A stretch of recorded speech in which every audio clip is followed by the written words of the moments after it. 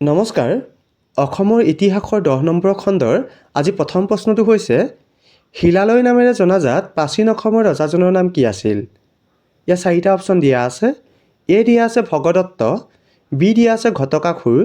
C দিয়া আছে বানাসুৰ আৰু ডি দিয়া আছে মহিষাসুৰ এই চাৰিটা অপচনৰ ভিতৰত শুদ্ধ উত্তৰ কোনটো হ'ব ইয়াতে শুদ্ধ উত্তৰটো হ'ব অপচন এ ভগদত্ত শিলালয় নামেৰে জনাজাত প্ৰাচীন অসমৰ ৰজাজনৰ নাম হৈছে ভগদত্ত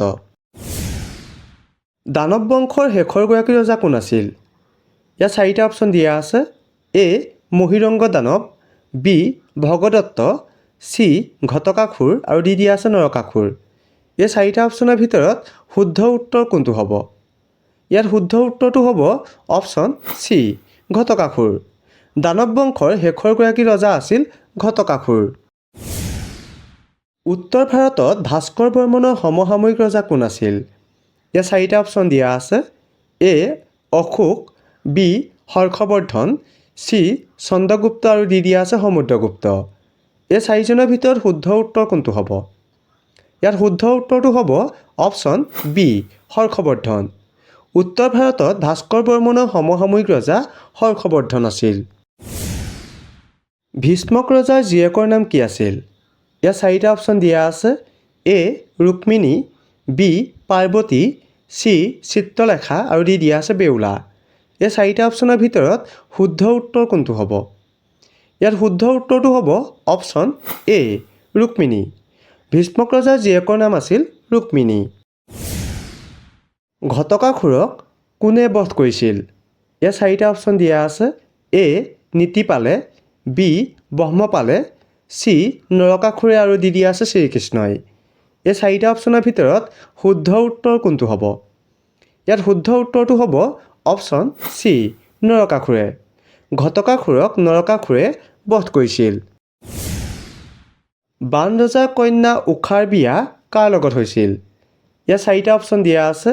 এ অভিমন্যু বি অনিৰুদ্ধ চি অৰ্জুন আৰু ডি দিয়া আছে শ্ৰীকৃষ্ণ এই চাৰিটা অপচনৰ ভিতৰত শুদ্ধ উত্তৰ কোনটো হ'ব ইয়াত শুদ্ধ উত্তৰটো হ'ব অপচন বি অনিৰুদ্ধ বান ৰজাৰ কন্যা ঊষাৰ বিয়া অনিৰুদ্ধৰ লগত হৈছিল ৰূপহী আৰু ভৰলী নদীৰ মাজৰ ঠাইখিনিক পৌৰাণিক অসমত কি নামেৰে জনা গৈছিল ইয়াৰ চাৰিটা অপচন দিয়া আছে এ দিয়া আছে কামপীঠ বি দিয়া আছে ৰত্নপীঠ চি দিয়া আছে সৌমাপীঠ আৰু ডি দিয়া আছে সুবৰ্ণপীঠ এই চাৰিটা অপচনৰ ভিতৰত শুদ্ধ উত্তৰ কোনটো হ'ব ইয়াত শুদ্ধ উত্তৰটো হ'ব অপচন ডি সুবৰ্ণপীঠ ৰূপহী আৰু ভৰলী নদীৰ মাজৰ ঠাইখিনিক পৌৰাণিক অসমত সুবৰ্ণপীঠ নামেৰে জনা গৈছিল চুতীয়া ৰাজ্য কোনে প্ৰতিষ্ঠা কৰিছিল ইয়াৰ চাৰিটা অপচন দিয়া আছে এ দিয়া আছে বীৰপাল বি দিয়া আছে ব্ৰহ্মপাল চি দিয়া আছে ৰত্নপাল আৰু ডি দিয়া আছে নীতিপাল এই চাৰিটা অপচনৰ ভিতৰত শুদ্ধ উত্তৰ কোনটো হ'ব ইয়াৰ শুদ্ধ উত্তৰটো হ'ব অপচন এ বীৰপাল চুতীয়া ৰাজ্য বীৰপালে প্ৰতিষ্ঠা কৰিছিল ম্লেচ্ছ ৰাজবংশৰ ৰাজধানী ক'ত আছিল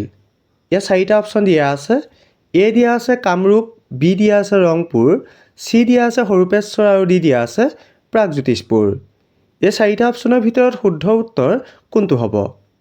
ইয়াত শুদ্ধ উত্তৰটো হ'ব অপচন চি হৰুপেশ্বৰ ম্লেচ্ছ ৰাজবংশৰ ৰাজধানী হৰুপেশ্বৰত আছিল এইটো খণ্ডত আপোনালোকলৈ আগবঢ়োৱা প্ৰশ্নটো হৈছে কোচ ৰজা নৰনাৰায়ণৰ মৃত্যু কেতিয়া হৈছিল ইয়াৰ চাৰিটা অপচন দিয়া আছে এ দিয়া আছে 1581 চনত বি দিয়া আছে 1587 চনত চি দিয়া আছে 1597 চনত আৰু ডি দিয়া আছে উল্লেখিত এটাও নহয় এই চাৰিটাৰ ভিতৰত শুদ্ধ উত্তৰ কোনটো হ'ব আপোনালোকে কমেণ্ট কৰি জনাব আৰু যিসকলে ভিডিঅ'টো চাই ভাল লাগিলে আগলৈ শ্বেয়াৰ কৰি দিব ধন্যবাদ